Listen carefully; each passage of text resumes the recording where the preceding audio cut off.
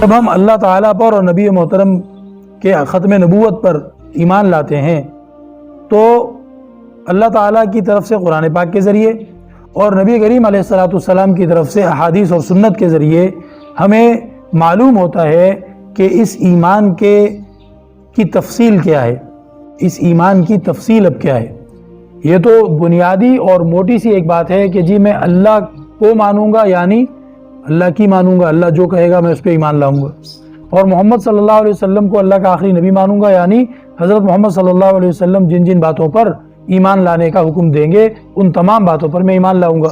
اب وہ باتیں کیا کیا ہیں جن پر اللہ اور اللہ کے رسول نے ایمان لانے کا حکم دیا ہے، تو وہ ایمان کے تفصیلی اجزاء کہلاتے ہیں۔ ہمارے پاس ایک حدیث ہے، حدیث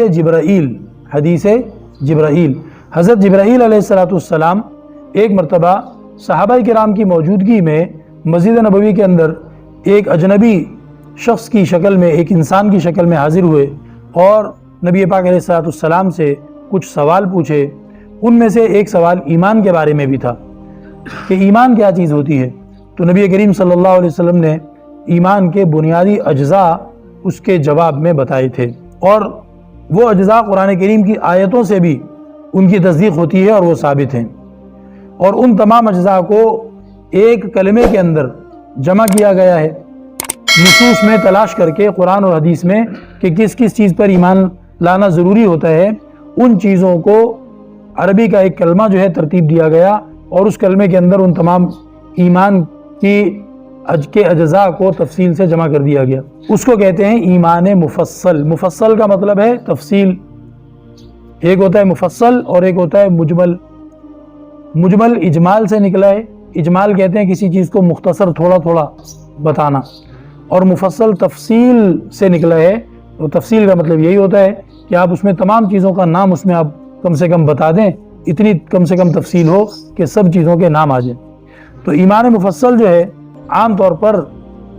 ہمارے ہاں مکاتب میں، مدرسوں میں استاد جو ہے وہ بچوں کو عربی میں یاد کرا دیتے ہیں۔ آمنت باللہ وملائکتہ وکتبہ ورسلہ والیوم الآخر والقدر خیرہ وشرہ من اللہ تعالی والبعث بعد الموت۔ یہ 7 چیزیں ہو گئیں۔ اللہ پر ایمان، فرشتوں پر ایمان، اللہ تعالیٰ کی طرف سے نازل کی ہوئی آسمانی کتابوں پر ایمان، اللہ کے تمام رسولوں پر ایمان، آخرت کے دن پر ایمان، اور تقدیر پر، اور اس پر کہ ہر اچھی اور بری جو کچھ بھی واقع ہوتا ہے زندگی میں، جو کچھ بھی کام ہوتے ہیں، چاہے وہ ہمیں اچھے لگیں چاہے وہ ہمیں برے لگیں، وہ تقدیر ہے اور وہ اللہ نے پہلے سے طے کیا ہوا تھا، وہ اللہ کی طرف سے۔ اور والبعث بعد الموت، مرنے کے بعد اللہ تعالیٰ ہمیں دوبارہ زندہ کرے گا، دوبارہ زندگی ملے گی، اور ہمارے اسی روح کو ہمارے اسی جسم کے اندر دوبارہ اکٹھا کر کے جمع کر دیا جائے گا۔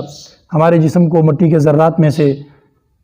ہمارے جسم کے ذرے جو ہیں وہ جوڑ کر دوبارہ کھڑے کر دیے جائیں گے۔ اس کو ایمان مفصل کہتے ہیں۔ ان 7 چیزوں کو دل سے ماننا اور جب ضرورت پڑے تب زبان سے ان کا اقرار کرنا، یہ ایمان کہلاتا ہے۔ اب مثال کے طور پر ایک آدمی کہے کہ بالکل میں اللہ کو مانتا ہوں،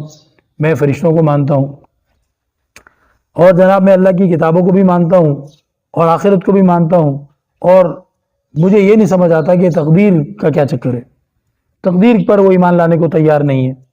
ہے جی، اور وہ کہتا ہے کہ جو ہوتا ہے بندے کی اپنی محنت اور پلاننگ سے ہوتا ہے، اور آپ جو ہے تقدیر کا بہانہ کر کے آپ محنت سے جی چرائیں گے، یا تقدیر کا بہانہ کر کے آپ اپنی ناکامیوں پہ پردہ ڈالیں گے۔ آپ نے صحیح سے پلاننگ نہیں کی تھی، اب آپ کا کام پورا نہیں ہوا، آپ کہتے ہیں جی اللہ کو ایسے ہی منظور تھا۔ بعض لوگ اس طریقے کے اعتراضات کرتے ہیں۔ تو یاد رکھیں کہ اگر وہ کسی بھی ایک چیز کے بارے میں کہتا ہے کہ یہ چیز جو ہے یہ ماننے کو میں تیار نہیں ہوں، تو وہ مسلمان نہیں ہوگا۔ یہ وہ اجزاء ہیں 7 کہ جو قرآن اور حدیث کی تعلیمات سے ثابت ہوتا ہے، اور پتہ چلتا ہے کہ ان تمام اجزاء پر ایمان لانا ضروری ہے۔